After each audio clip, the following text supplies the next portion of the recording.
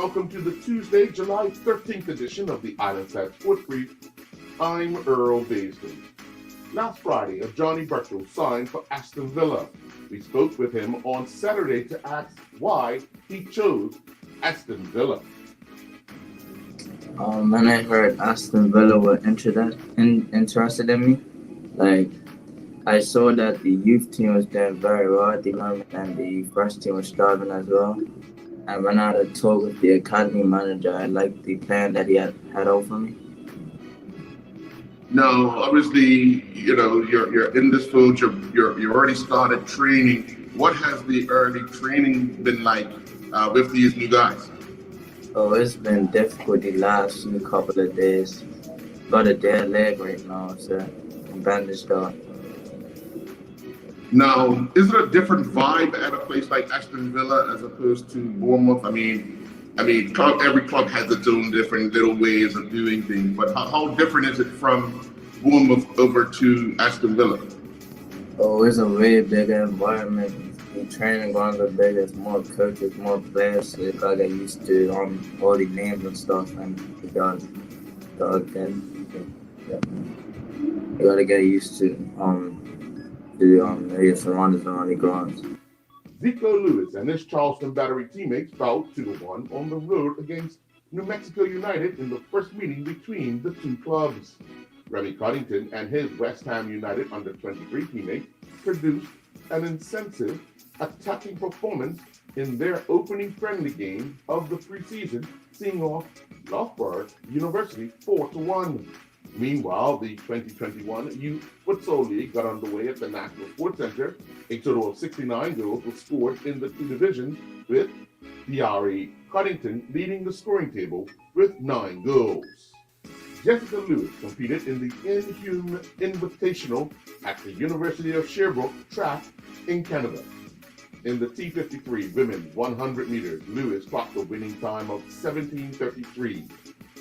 In the T53 women's 400 meters, Lewis clocked 59:42 on her way to finishing second.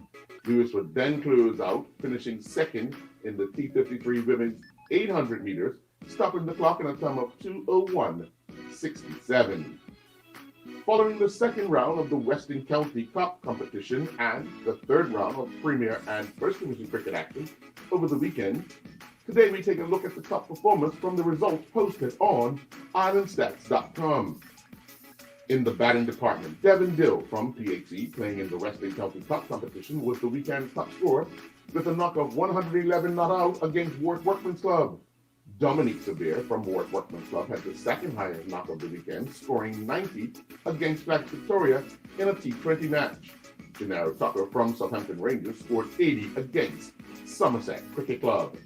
With figures of 8 overs, 1 maiden, 5 for 16, resulted in Kevin Tucker from PHC, the weekend's top bowler.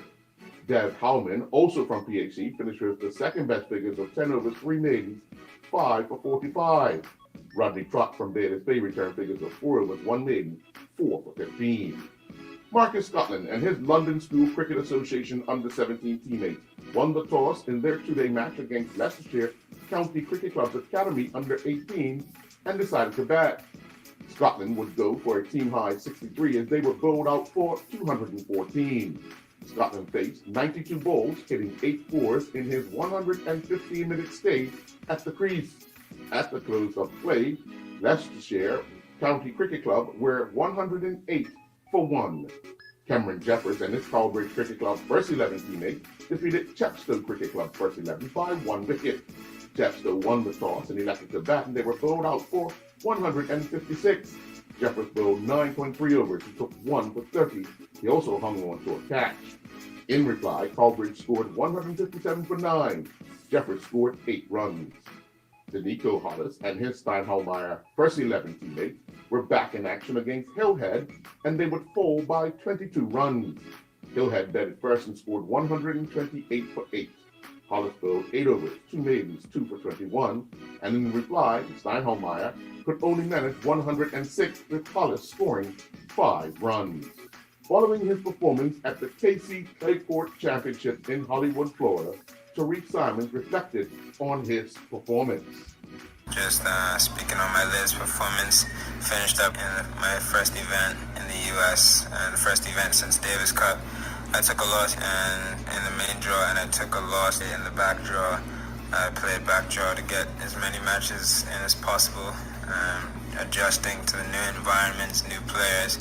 I knew it was going to be difficult, but it's turning out to be a bit more challenging than I thought, which is fine. Just means a few more adjustments to be made, and I have Gavin by my side to help me through all these processes, so I don't have to deal with everything alone. But the next event is next weekend, so I'm very excited to go back on court for that and use these next couple of days to relax, rest, recover, and get my mind back and be as prepared as possible for next weekend. Caden Hopkins and his Access teammates competed in the Volta A Portugal do Furtado cycle race. The Volta A Portugal do Furtado was held in 5 stages, with Hopkins finishing 61st overall. Hopkins clocked an overall time of 12 hours, 35 minutes, and 9 seconds. Voting in the International Olympic Committee Athlete Commission elections at the delayed Olympic Games will be held in person as normal, despite the COVID-19 measures in place during the event. Bermuda Olympian Julian Fletcher is bidding for a spot on the committee. And that's a look at the Tuesday, July 13th edition of the Island Stat Sports Brief. I'm Earl Baisley.